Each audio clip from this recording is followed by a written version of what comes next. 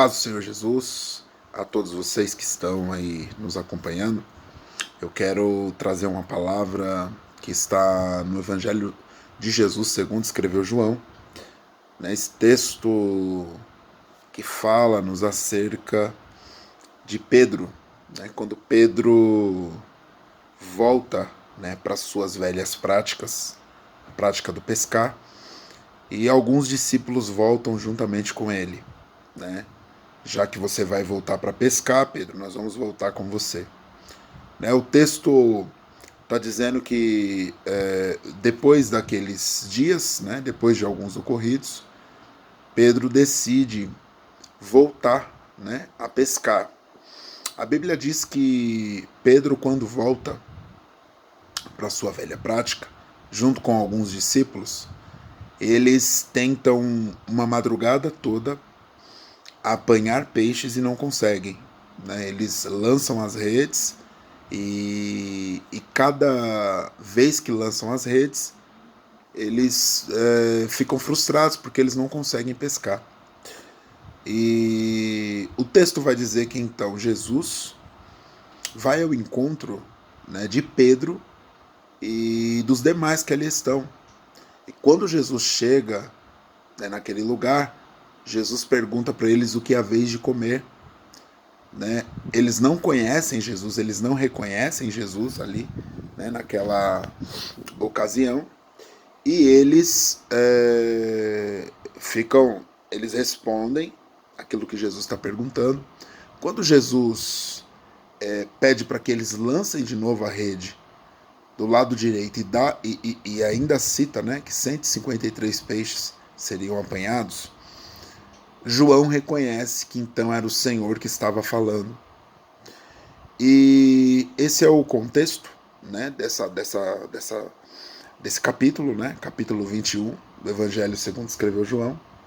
Mas qual é a mensagem que Deus me colocou no coração para transmitir a vós outros? A mensagem é que quando Pedro volta, ele tem motivos para voltar, motivos pessoais para voltar, que não se justificam, né, quando nós tratamos sobre razão ou sentimento, né? Quando nós tratamos sobre razão. Mas quando nós falamos do sentimento, dentro do sentimento de Pedro, é justificável a volta dele para as velhas práticas. Quando nós pensamos na razão em Jesus Cristo, por tudo que ele havia ouvido e visto, né? tudo que ele havia visto da parte de Deus, né? Tudo que ele já tinha visto, tudo que ele já tinha presenciado, né, do ministério de Jesus, não tinha razão para que Pedro voltasse, até porque Jesus não o expulsou, né, da membresia apostólica. Muito pelo contrário, ele se exclui porque ele cometera um dos pecados mais conhecidos da Bíblia, né? Pedro protagonizou um dos momentos mais conhecidos da Bíblia, seja por evangélico, católico ou não cristão, que é o negar 3 vezes a Jesus. Né? Pedro, perguntado por 3 vezes, ele nega o Senhor, e uma delas é muito emblemática, é algo muito forte, porque Jesus olha para a face de Pedro no momento que ele está negando. Isso é muito forte. E isso comove Pedro de uma forma, isso frustra Pedro de uma forma, isso causa em Pedro uma vergonha interna tamanha, que mesmo depois de Jesus ressuscitado, e ele vendo Jesus numa casa onde eles estão trancados, Jesus bate na porta, você conhece a história. Mesmo esses episódios de reencontro dele com Jesus não foi o suficiente para que a vergonha e a decepção com ele mesmo fizesse com que ele voltasse, com que ele assumisse o seu posto, com que ele desse continuidade, né, no seu ministério. E o que Deus colocou no meu coração? Ainda há esperança, ainda tem jeito, né? ainda há uma saída para você. Não volta, porque por mais vergonhoso que seja o teu erro, o teu pecado, por mais vergonhoso que seja o que aconteceu na sua história, na sua vida, se Jesus ressuscitou ao terceiro dia e foi ao teu encontro, se Jesus se manteve presente a você, sempre vai haver uma saída. Quando nós nos afastamos de Jesus, nós estamos jogando fora a única oportunidade que nós temos de recomeçar. Quando nós nos afastamos de Jesus, nós estamos jogando fora a única saída que temos para vencer as nossas frustrações, as nossas vergonhas, os nossos medos, a nossa nudez, né? Porque vergonha é nudez. Quando nós cometemos algo terrível diante do Senhor, quando nós falhamos, quando nós erramos e reconhecemos o nosso erro e nos envergonhamos de tal erro ou de tais erros, a saída não é sair da presença. A saída, aí que sim você precisa mais da presença. Aí que você tem que se mergulhar na presença. Porque somente o abraço de Deus, somente os direcionamentos de Deus, somente a presença de Deus vai fazer com que você dê a volta por cima. Essa palavra veio ao meu coração porque eu tenho visto muitas pessoas frustradas, muitas pessoas envergonhadas, muitas pessoas atônitas, aflitas, muitas pessoas angustiadas pelas circunstâncias da vida, pelas quedas da vida, e que todos nós temos.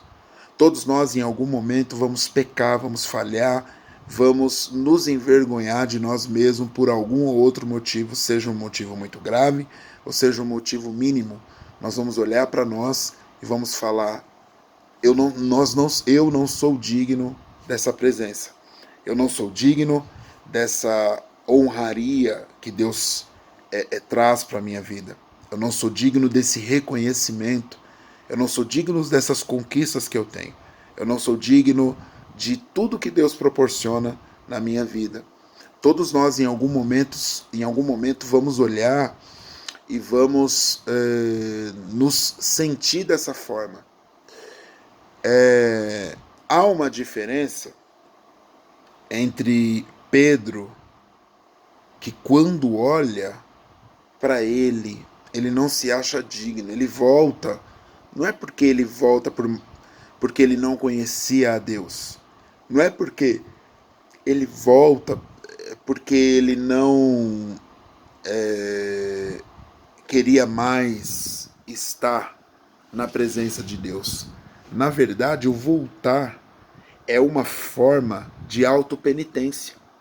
O voltar a fazer as coisas que lá atrás nós fazíamos, para muitos, é uma forma de se autocastigar do erro e da falha que cometeu. Para muitos de nós que voltamos, é uma forma de reparar o erro, porque nós temos uma falsa imaginação de que quando nós nos afastamos de Jesus, porque falhamos e pecamos e o erro foi terrível, nós estamos não sendo hipócrita. Quando nós queremos, ao cometer um erro ou uma falha, se afastar, é para nós não entrarmos no hall, né? no hall dos hipócritas, né? Para você não ser hipócrita. Só que eu tenho algo para dizer para você. Essa palavra hipocrisia, ela existe, ela é real, e às vezes temos que tomar cuidado para ela não estar dentro de nós. Mas o que vale mais? Alguém te ver como hipócrita? Ou você ficar perdido em uma terra que você conhece muito bem? Pedro voltou para pescar e não conseguiu apanhar um peixe. O cara era mestre na pesca. Pedro era professor na pesca. Os lugares onde pescadores pescam, eles conhecem de cabo a rabo, eles sabem onde tem peixe. Como que pode um pescador ficar a noite inteira jogando rede e não pegar um peixe? Ele sabe aonde tem. É o próprio Deus mostrando assim, não é você que escolhe a forma de reparar o teu erro. Não é você que vai se autopenitenciar para reparar as mazelas da sua vida. Ei, Pedro, se os outros apóstolos, se as pessoas vão te chamar de hipócrita ao você dizer que me ama, porque aí Jesus pergunta para Pedro, né, nesse momento, se Pedro ama ele, se as pessoas vão te chamar de hipócrita, pouco importa. O que importa é você estar na minha presença. O que importa é eu estar te direcionando, é eu estar presente a ti, e o que importa é você me amar. Ainda que você me negou lá atrás, mas você me ama. É isso que importa. O que importa neste dia, neste momento que você está ouvindo essa mensagem, é o que Deus tem com você e não o que os outros falam. O que importa, diante do teu erro, da tua falha, do teu pecado, é o projeto que Deus ainda tem na tua vida. O que importa é o projeto que Deus ainda tem preparado para você. A Bíblia vai dizer que após ele lançar a rede, segundo a palavra de Jesus, ele escolhe, né, uma pesca maravilhosa, uma pesca grandiosa, e a fartura foi muito grande de peixe. O que eu quero dizer para você?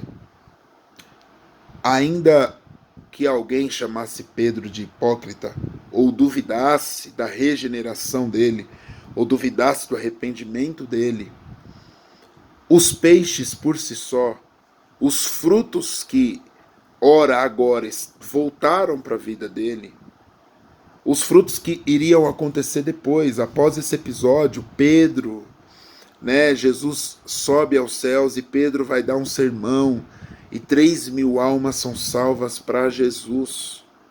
3.000 almas se rendem aos pés do Senhor através da ministração de Pedro. Pedro não podia parar. Pedro não podia voltar às velhas práticas para fazer para cumprir o ritual mundano, para cumprir uma ética mundana, de que se é assim, se você está santo, então você pode pregar. Se você cometeu um erro e uma falha, acabou para você. Você tem que se afastar mesmo, se isolar, porque senão você é um hipócrita. Pedro não entrou nesse joguinho, isso é um jogo de Satanás, porque a minha Bíblia diz que aquele que errou pede perdão, se arrepende de todo o coração, e Deus fala, vai, não peques mais. Deus não manda a gente desistir.